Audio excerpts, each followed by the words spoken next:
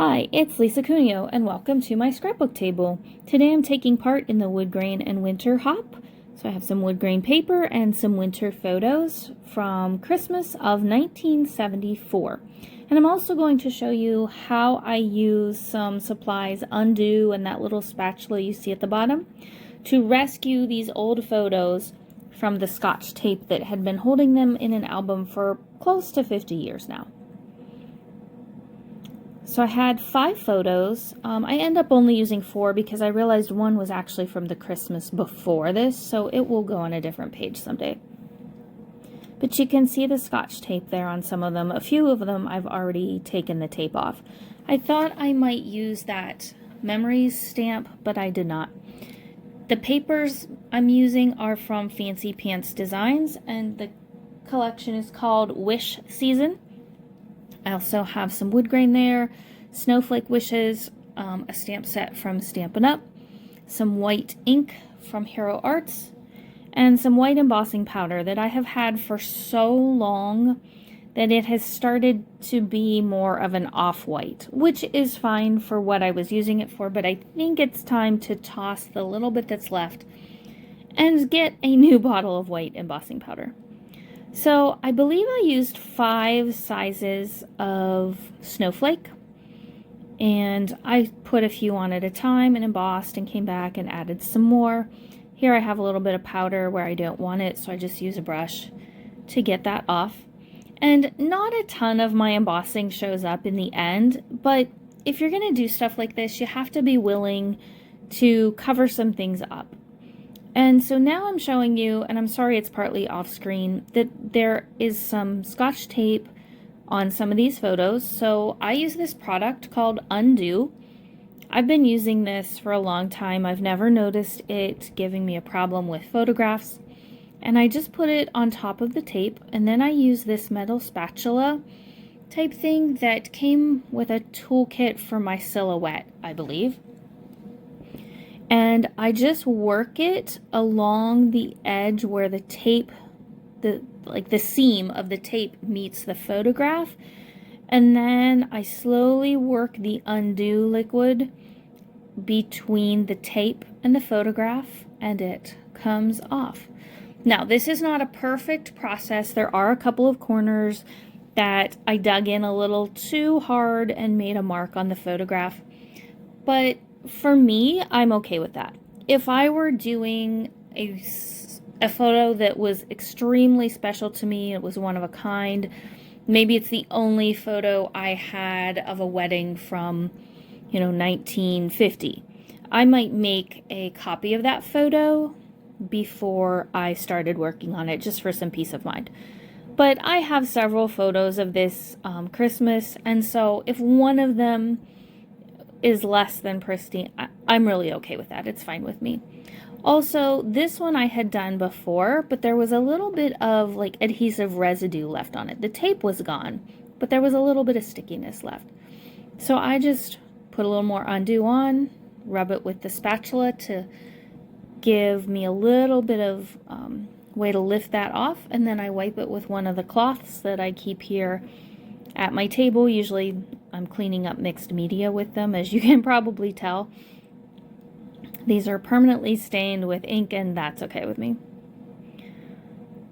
So I have one more here, I believe, to work on. And then I did trim these down a bit to fit in the space where I wanted them for the sketch. I am using a sketch from Scrap-A-Sketch, but it's paid content, so I can't show you the sketch. I will try to remember to put a link for Scrap-A-Sketch in the description box below. And so these are ready to go down. I'm showing you there that my mom's handwriting is on the back of some of these photographs, and I wanted to be able to see that. Yeah, I just want to be able to see it if I want to. So I only adhered 2 of these photographs down at the bottom of the photo, so that if I want to, I can see that handwriting, or I could even make a copy of the handwriting or photograph the handwriting at another point if I want to do so. But that is how I opted to get these glued down. You'll notice I did add some liquid glue as well as my adhesive because these are being glued on top of the embossed wood grain paper, and I just felt like the little bit of liquid adhesive would help them stay a little bit better. So there, all my photographs are down. I trimmed out 3 word phrases, or I picked out 3 word phrases from a Simple Stories pack called Jingle All the Way. I use a few things from that for this page, and I wanted them to have a little bit more presence on the page because there are some word phrases trickled down from the photos toward the bottom of the page in the sketch. But these were so small they were kind of getting lost in the busyness of the background paper, so I added a little green border behind them. This green is actually the back of the tree paper that I'm using. And then for my title area, I wanted the title to be Christmas Memories, but I tried with that stamp that I bought at a yard sale this summer, and I just wasn't having any luck. I don't know if it was the embossing powder I was using, because it wasn't this white, it was something different, or what. And so I was getting frustrated, and I just decided, nope, I'm just going to call it Joy, because if you look on my face in the photographs, there is much joy. So I bumped that up on some fun foam. And again, for fun foam, I like to use both liquid adhesive and my tape runner. I'm using Creative Memories tape runner today. I ran out of adhesive in my big pink advanced ATG. Now, there's a buffalo check behind the word joy, and I wanted to repeat that in the upper part of my layout. So I went through this package where the joy came from, and I found this journaling block. I trimmed part of it because I only need the upper half. I could use the bottom half for some journaling on another project. And this one had some white trim around it. There's both in this package. I'm not sure why. Some has it, some doesn't. I prefer not to have the white trim, so I trimmed it off. It only took a minute. And then I'm thinking about where to put it.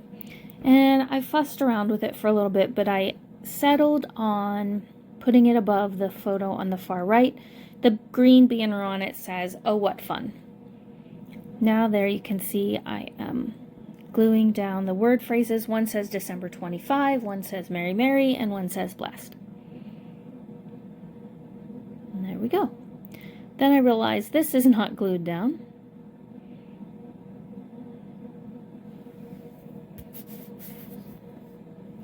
There we go.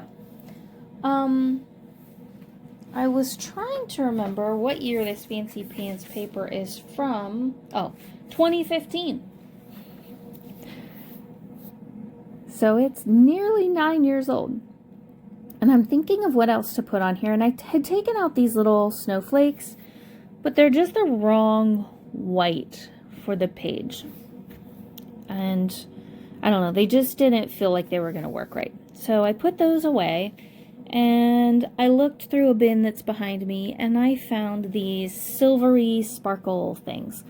I don't know if they're from Stampin' Up! Or Hobby Lobby. I'm pretty sure it's one of those.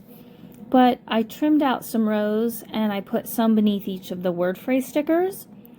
I'm adding some to the title block at the bottom.